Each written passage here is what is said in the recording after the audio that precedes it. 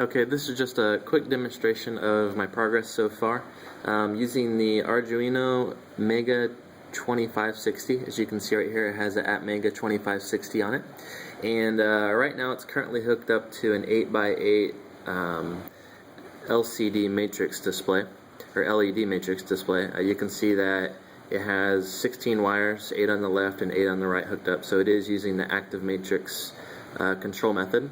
And you can see it's also hooked up by the USB to the active computer here. And let me just run up the Java, let me just start up the Java program real quick so you can see how to control this thing. So when we start off, we have 3 tabs, really 2 of them are useful right now. The first thing we do is we load up a file that basically describes what architecture we're using, and basically all this tells us is dimensions for now. So you can see it'll load up an 8x8 array to correspond to the actual device we have. And we go over to the control tab and we can actually control this thing.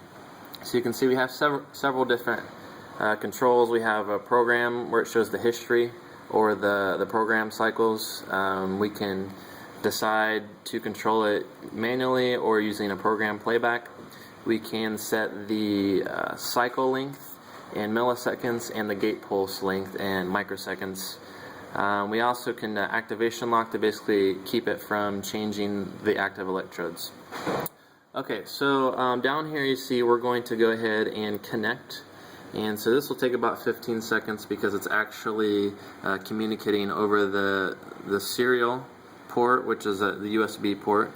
But eventually it's basically trying out all the COM ports, and eventually it's going to pop up and it's going to say now connected to Arduino Mega 2560 on COM 5. So we click OK, and we are now connected.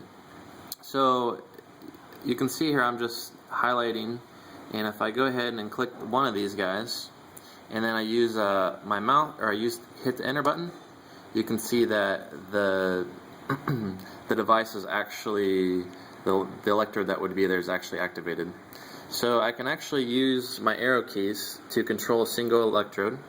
So I'll kind of see if you can see them both at the same time here. Now I'm just going to click the right key, and you can see that it is actually moving correspondingly. Down, down, left, left, down, down, right, right, right. Okay, so we can also click this to basically set up some electrodes to be fired next time, and once we have all the ones we want to fire on the next cycle, we go ahead and hit enter, and you can see that those will fire now.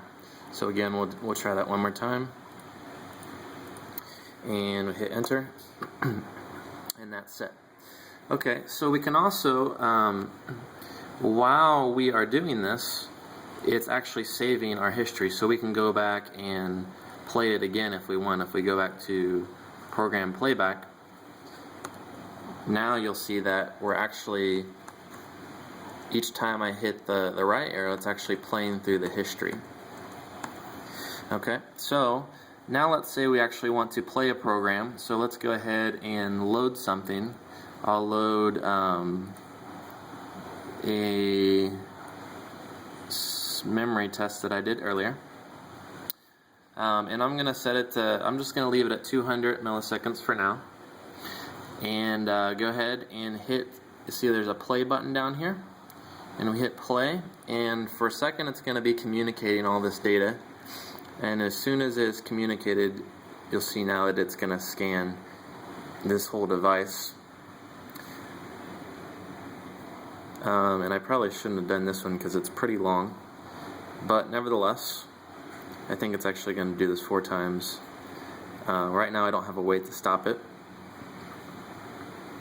But as soon as this is done, I'm going to show you basically how to switch the times and just the effect that has. In the meantime, let me kind of show you again. And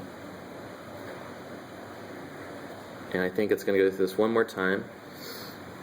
Okay, so while we're playing, everything is pretty much disabled, so you can't really change anything during program playback.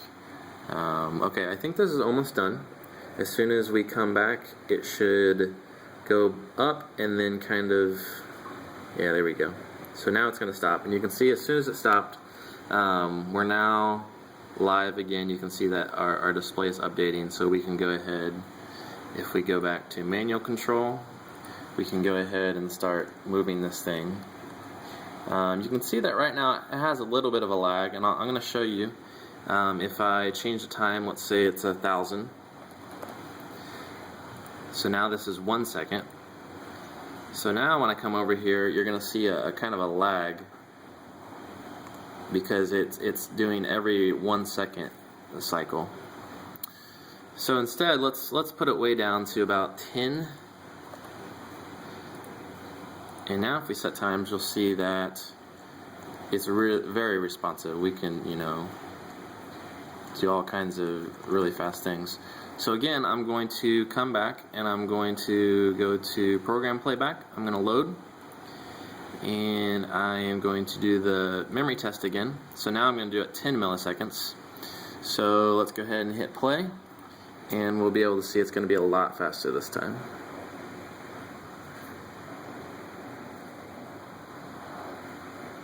Yep. So that's it. Thanks.